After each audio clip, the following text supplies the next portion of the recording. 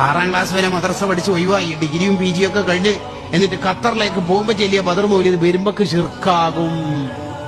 അവിടെയൊന്നും മൗലിദില്ല കേട്ടോ. Saudi Arabia അല്ല ശരിക്കും ഇസ്ലാമുള്ള നാട്. അവിടുത്തെ ജന്നത്തുൽ മുഅല്ലയിലും ജന്നത്തുൽ ബഖയിലും മക്കത്തും മദീനത്തും നമ്മളെ കാസർഗോഡൊക്കെ ഉള്ള പോലെ ഒരൊറ്റ കബറും കെട്ടിപ്പൊക്കിയിട്ടില്ല. അതൊക്കെ തെറ്റാന്ന് ഇപ്പൊ മനസ്സിലാകുന്നെന്ന് പേര് പറയും കേട്ടാ.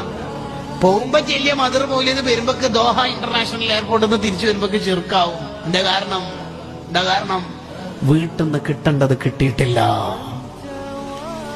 ഈ ജന്നത്തുൽ മുഅല്ലയിലും ജന്നത്തുൽ ബഖയിലുള്ള സ്വാലിഹീങ്ങളുടെ ഖബറിന്റെ മേലെ ഖുബ്ബ ഉണ്ടായിരുന്നു, ഖബർ കെട്ടിപ്പൊക്കിയിരുന്നു എന്ന് ഇമാം നവവി റഹിമഹുള്ളയുടെ തഹ്ദീബുൽ അസ്മാ വൽ ലുഗാത്തിലും അത്യാദിയുള്ള സർവ്വ ചരിത്ര ഗ്രന്ഥങ്ങളിലും ഉണ്ട്. ഇല്ലേ? ഉണ്ട്. ആ ചരിത്ര ഗ്രന്ഥങ്ങളിൽ ഉള്ളത് പിന്നെ കളവാവോ? അല്ല, അത് കളവായിട്ടല്ല. ആ ഇമാമിങ്ങളൊക്കെ ഉള്ള കാലത്ത് അതൊക്കെ ഖുബ്ബ ഉണ്ടായിരുന്നു, ഖബർ കെട്ടിപ്പൊക്കിയിരുന്നു.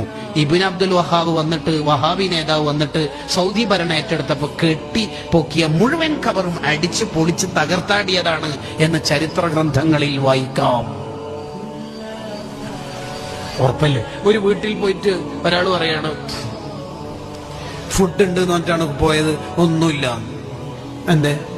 ഓനെന്നെ കുറച്ച് നേരത്തെ ഓന്റെ ഏട്ടൻ പോയിട്ട് ഫുള്ള് ഫുഡ് കാലിയാക്കിട്ട് പ്ലേറ്റ് കാലി വെച്ചാല് എന്താ പറയല്? അവിടെ ഫുഡ് ഉണ്ടെന്ന് പറയില്ലാന്നാ? ഇല്ല. അതേപോലെ ഖബർ കെട്ടിപ്പൊക്കിയിരുന്നു. ഇവന്റെ ഏട്ടൻ നേരത്തെ പോയിട്ട് പൊളിച്ചതാണ്. എന്റെ അയ്യന്മാർ പോയിട്ട് പറയാം ആടില്ല. അങ്ങനെ ഉണ്ടാവും.